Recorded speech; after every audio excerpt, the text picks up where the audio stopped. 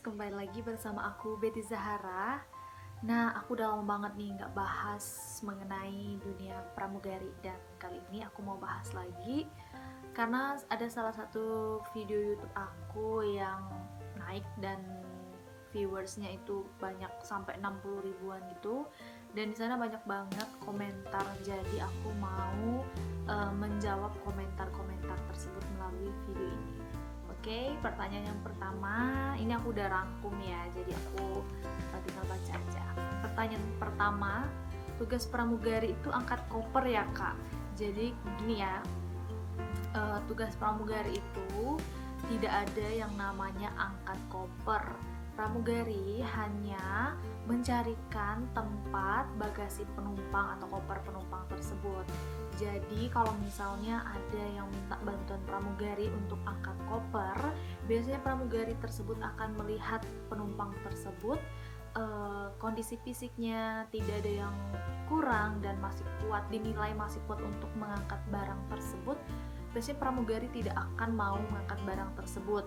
Dia akan membantu mencarikan tempat bagasi barang penumpang tersebut. Kurang lebih contohnya seperti ini. Mohon maaf Bapak, saya bantu carikan tempatnya ya untuk barangnya. Silakan Bapak angkat sendiri di sebelah sini ya Pak. Seperti itu kurang lebih ya. Karena memang tidak ada tugas pramugari itu untuk mengangkat koper penumpang. Itu pun ada beberapa koper penumpang yang dibantui sama pramugari untuk meletakkannya di atas head rack atau bagasi penumpang tersebut.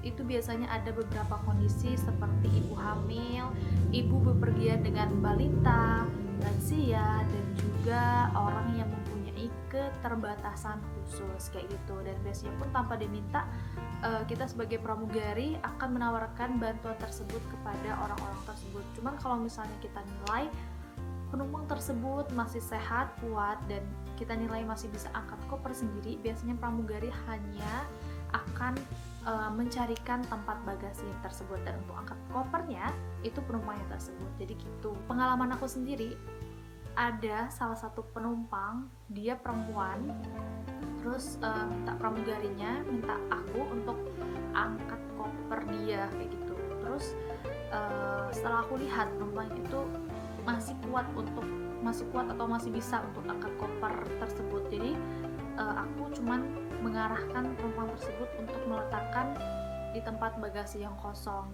dan dengan bad moodnya dia langsung ambil kopernya dan langsung letakkan, dan setelah itu kelihatan banget kalau dia bad mood sama aku. Cuman ya nggak apa-apa, memang itu bukan tugas dari pramugari. Mau dia protes atau komplain ke perusahaan pun juga nggak apa-apa, yang penting kita sudah mengarahkan, mencarikan tempatnya, dan ngomong baik-baik. Perusahaan juga bakal bela pramugarinya karena memang tidak ada tugas pramugari untuk angkat koper penumpang kayak gitu. Kalian bayangin aja kalau misalnya satu pesawat minta pramugari buat angkatin koper di atas bagasi penumpang itu, kalian bayangin aja satu pesawat itu bisa bawa puluhan bahkan ratusan penumpang, dan pramugari seharinya bisa terbang 4-8 landing tergantung aturan atau schedule dari perusahaan tersebut. Dan maksudnya berlanding-landing ya, nggak satu landing ya. Kalau kayak gitu, besoknya hari itu pun remuk badan, dan besoknya kita nggak bisa kerja dong. Jadi kayak gitu. Nah, next pertanyaan berikutnya, Kak, terus tugas pramugari itu apa aja? Tugas pramugari itu memberikan kenyamanan dan menjaga keselamatan penumpang selama penerbangan. Jadi memberikan kenyamanan itu contohnya kayak kita di pesawat, kita bersikap ramah kepada penumpang supaya penumpang tersebut merasa nyaman di pesawat. Terus kalau keselamatan, contohnya pada saat penumpang masuk ke pesawat, itu pramugarinya sambil mereka mengecek boarding pass, pramugarinya juga akan memperhatikan penumpang tersebut ada yang bawaan yang dicurigain atau tidak. Contohnya misalnya dia bawa barang yang mencurigakan, yang kita kayaknya ini bukan barang biasa atau ini terindikasi berbahaya. Jadi kita bisa melakukan tindakan secepat mungkin dan bisa minta bantuan kru di pesawat tersebut, kapten, first officer, dan orang petugas groundnya gitu, supaya tahu tindakan apa yang harus dilakukan. Terus next, Kak, apa aja yang dicek pada saat pramugari cek boarding pass penumpang? Jadi pada saat boarding biasanya pramugari itu akan ngecek boarding pass penumpang, dan yang dicek itu apa aja? Yang dicek itu pramugari tersebut akan memastikan rute penumpang tersebut dalam rute penerbangan yang sama, nomor penerbangan yang sama. Setelah itu pramugari akan mengarahkan tempat duduknya, menunjukkan kursinya ini di nomor berapa dan sebelah mana. Karena biasanya pada saat boarding itu ada beberapa pesawat yang boardingnya serentak atau bersamaan, takutnya salah naik pesawat kayak gitu. Jadi tujuannya nanti kita terbang ke Surabaya, nyampenya di Makassar gitu. Dan pertanyaan berikutnya, Kak, itu yang markirin pesawat namanya apa? Namanya itu yang markirin pesawat Marseller, oke? Kak, asli orang mana? Aku asli orang Pagar Alam, Sumatera Selatan. Pagar Alam biasanya tuh jarang orang yang tahu, kecuali kalau misalnya aku sebut Palembang mereka tahu. Jadi Pagar Alam itu kabupaten kota yang terletak di Sumatera Selatan. Sumatera Selatan kan ibu kotanya Palembang, dan aku tinggal di kayak kabupaten kotanya gitu, di Pagar Alam. Next, Kak, berapa gaji pramugari? Nah, gaji pramugari ini sebenarnya pasti kalian penasaran banget ya, buat yang mau jadi pramugari, sebenarnya berapa sih gaji atau pendapatan pramugari sebulannya kayak gitu. Gaji seorang pramugari itu tiap bulannya berbeda-beda, dan tiap maskapainya berbeda-beda karena mempunyai aturan yang berbeda-beda, tapi kurang lebih sama ya, nggak mungkin bedanya tuh jauh banget ya. Yang pertama, ini menurut pengalaman aku ya, yang pertama itu terdiri dari gaji pokok. Gaji pokok itu yang bakal kita terima, gajinya tetap ikut UMR daerah tersebut. Terus yang kedua, uang patah atau uang makan, dimana ini uang akan dibayarkan sebulan sekali, dihitung pada saat jam terbang, pada saat kita on duty kayak gitu. Jadi satu jamnya 7.500 kalau nggak salah. Terus dihitung per jam. Kalau misalnya kita sehari itu kan ada 24 jam, apalagi kalau misalnya kita ron atau nginap di suatu daerah, itu juga dibayar per jamnya 7.500. Bayangin aja kalian tidur dibayar 7.500 per jam. Nah, kalian tidur berapa kayak gitu. Jadi enak banget ya.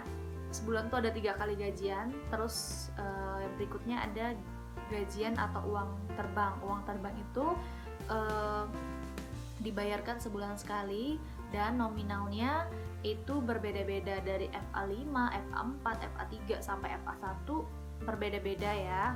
Ada yang mulai dari berapa, terus FA2 berapa, FA3 berapa, jadi beda-beda. Dan kalau misalnya kita itu sudah mencapai jam yang udah ditentukan, udah lebih dari angka tersebut, kita bakal dapat insentif atau uang terbangnya itu kayak misalnya sejam 100.000 misal ya. Bisa jadi kalau misalnya kita udah berapa puluh jam, kita jadi 150.000 per jamnya kayak gitu contohnya. Terus itu dikalikan berapa banyak kita terbang, berapa jam kita terbang dalam sebulan, itu dikalikan harganya dan itulah hasilnya. Jadi tidak bisa ditentukan dari sebulan ini misal di angka 15 gitu ya. Jadi tiap bulan kita 15 terus sampai akhir tahun, enggak kayak gitu, bisa naik turun. Nah, buat kalian yang mau samaan baju tidurnya kayak aku, kalian bisa banget belinya di Shopee. Linknya aku taruh di description box. Ini tuh baju tidurnya tuh nyaman banget, bahannya lembut dan adem, dan ada puringnya juga. Ini yang bikin mahal, yang bikin elegan. Ini cuma 100 ribuan. Tuh, kalian bisa lihat, bagus banget. Dan tokonya itu tersedia banyak baju tidur yang kualitasnya oke banget, karena ini langganan aku dan tidak pernah mengecewakan. Dengan harga 100 ribuan, bahannya oke, terus bikin kelihatan mahal, elegan, dan mewah. Video kali ini cukup sampai sini dulu yang aku sharing. Nanti next video aku bakal sharing mengenai sekolah pramugari. Sekolah pramugari itu daftarnya berapa, terus keuntungannya apa aja, sama sekolahnya di mana, ada program beasiswanya atau tidak. Buat kalian yang ingin berkarir di dunia penerbangan, jangan lupa untuk subscribe dan nyalain juga tombol loncengnya supaya kalian gak ketinggalan informasi terupdate dari aku. Oke?